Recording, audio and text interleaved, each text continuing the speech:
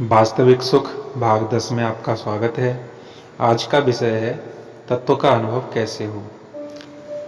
किसी से अनुभव की बात पूछना और अनुभव की बात कहना ये दोनों ही बढ़िया चीज़ नहीं है। दूसरी बात, कोई भी व्याख्यानदाता अपनी दृष्टि से बढ़िया बात ही कहेगा, क्योंकि अपनी इज्जत सभी चाहते हैं।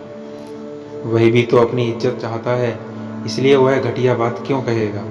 वह अपना अनुभव छुपाएगा ही कैसे। संतों की बाणी में आया है कि साधु संत की परीक्षा शब्द से होती है। साधु पिछानिए शब्द सुनाता।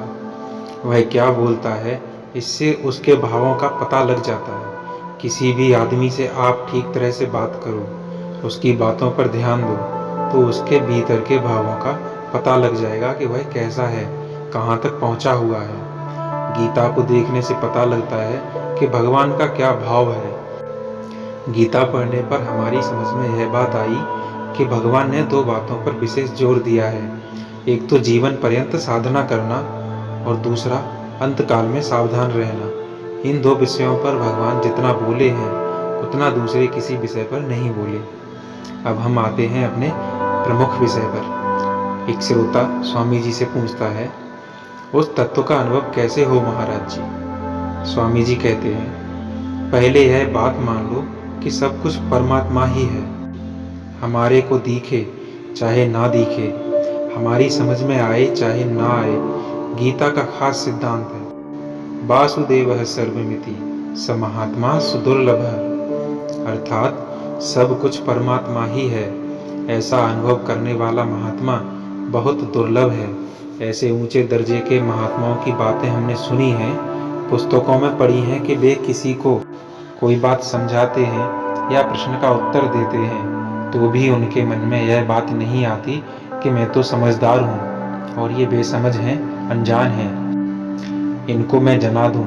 यह सीखता है तो मैं सिखा दूँ, ऐसा भाव नहीं रहता। तो क्या भाव रहता है?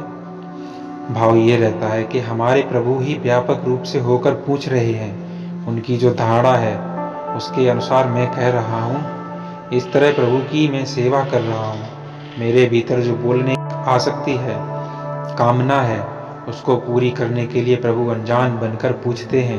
केवल मेरे पर कृपा करने के लिए ही पूछते हैं। मेरी बोलने की आसक्ति को मिटाने के लिए ही प्रभु ने यह सब संयोग रचा है। यह उनकी ही लीला है। संसार का जो स्वरूप दिखता है वह तो प्रभु का स्वरूप है, और संसार की जो चेष्टा है वह सब प्रभु की लीला है। प्रभु ही मेरे पर कृपा करने के लिए विलक्षण रीति से लीला कर रहे हैं। उनका किसी से कोई मतलब नहीं है, कोई प्रयोजन नहीं है। उनको ना तो किसी से कुछ लेना है, ना कुछ सीखना है। वे तो केवल कृपा करके ऐसा कर रहे हैं। अतः उनकी कृपा ही कृपा है। यह बात हम लोगों को मान लेनी चाहिए।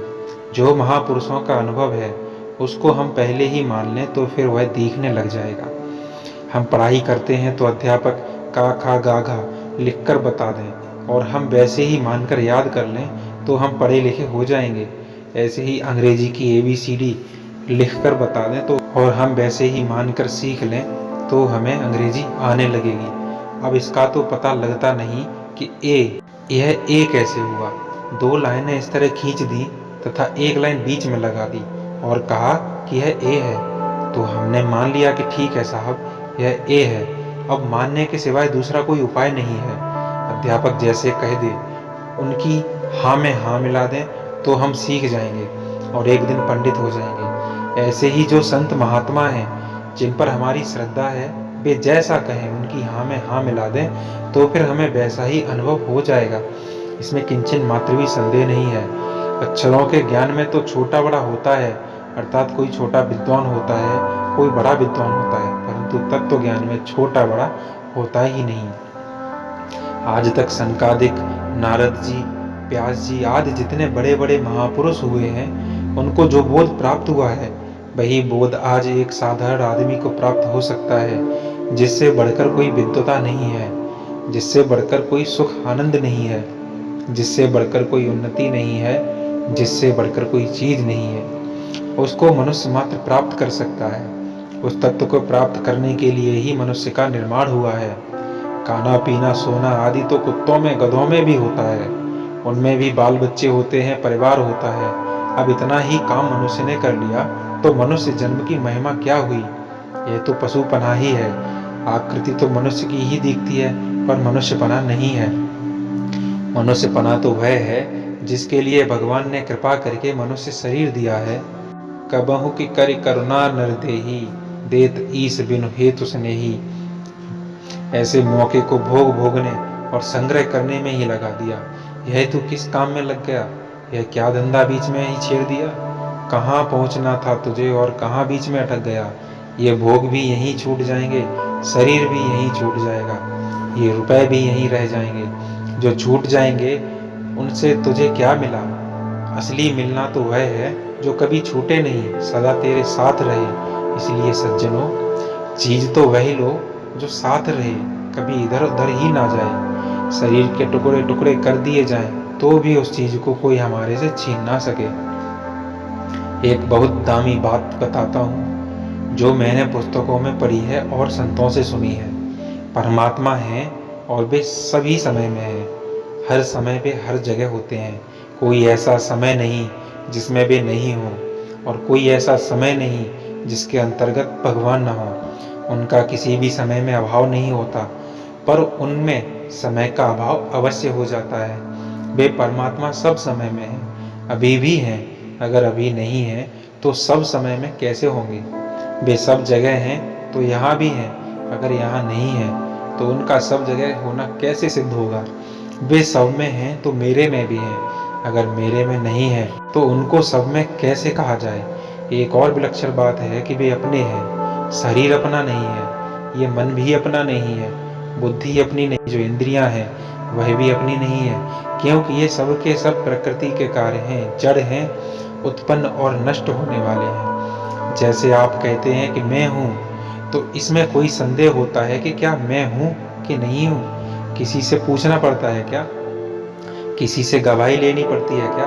यह तो स्वतः सिद्ध है। इस मैं हूँ में मैंपन तो प्रकृति को लेकर है, और जो हूँपन है वह परमात्मा को लेकर है। प्रकृति से संबंध छूटते ही है रह जाता है और हूँपन मिट जाता है। यह संतों का अनुभव है। इस बात को आप दृढ़ता से मान लें तो काम ठीक हो जाएगा। इसमें एक बड़ी बाधा है। वह बाधा क्या है बताता हूँ, आप विशेष ध्यान दें। साधन भजन ध्यान करने पर भी इधर दृष्टि नहीं जाती। बरसों तक व्याख्यान देने पर भी यह बात मेरे अकल में नहीं आई। वही बात अभी आपको सीधे सीधे कह देता हूँ, जिसे आप अभी मान लो। यह जो संयोग जन्य सुख है, इसका हम जो रस लेते हैं, बस यही खास बाधा है। खाना पीना, सोना जागना, बैठना बोलना तथा मान बढ़ाई आदि जितने हैं, इनके संबंध से एक सुख होता है। इस सुख में जो आसक्ति तथा खिंचाव है, यही खास बाधा है। इसको मिटाने का उपाय क्या है? यह भाव हो जाए कि दूसरों को सुख कैसे हो। कोई बढ़िया चीज है तो वह दूसरों को कैसे मिले? यह कपड़ा बढ़िया है तो दूसरों को कैसे मिले? मान बढ़ाई बढ़िया है तो दूसरों को कैसे मिले? इस प्रकार दूसरों को देने का भाव बन जाएगा तो यह बड़ा सुगम उपाय है संयोग जन्य सुख से छूटने का। यह काम आप घर से ही शुरू कर दो। माता पिता स्त्री पुरुष आदि सबको सुख पहुंचाना है, पर उनसे सुख नहीं लेना है। आप उनको सुख पहुंचाते हैं, पर भाव यह रहता है कि पुत्र मेरा कहना माने। माँ की सेवा करूं तो वह अपने गहने आदि मेरे को ही दे दे, यही तो खतरा है। लेने का भाव ही खास बांधने वाली चीज है। अतः लेने का भाव छोड़कर केवल माँ की प्रसन्नता के लिए ही माँ की सेवा करो।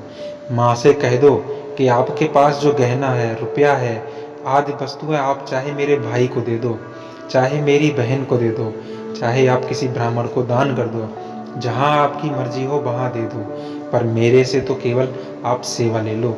इसमें आप संकोच बिल्कुल मत कीजिएगा। हमारा काम केवल सेवा करना है, माता पिता की सेवा करनी है। स्त्री को विवाह करके लाए तो उसको दुख ना हो, यह हमारा कर्तव्य है। चाहे वह हमारी सेवा करे या ना करे, वह हमें तंग करे, दुख दे, तो ऐसा मानो कि भगवान ने हमारे पर बड़ी कृपा की है। अगर वह मनोनुकूल सेवा करती तो हम मोह में फंस जाते। भगवान ही माता पिता स्त्री पुत्र आदि के रूप में मेरे से सेवा ले रहे हैं। ऐसा भाव हो जाए तो सुख की आसक्ति छूट जाएगी, वह छूटी और परमात्मा की प्राप्ति हुई। क्योंकि परमात्मा तो है ही सब जगह, सब देश में, सब काल में, सब वस्तुओं में, संपूर्ण घटनाओं में, संपूर्ण परिस्थितियों में वे ही तो हैं, दूसरा आए कहाँ से। अतः परमात्मा प्राप्ति का बड़ा सुगम उपाय है कि सुख दे दें और बाधा है सुख ले लें।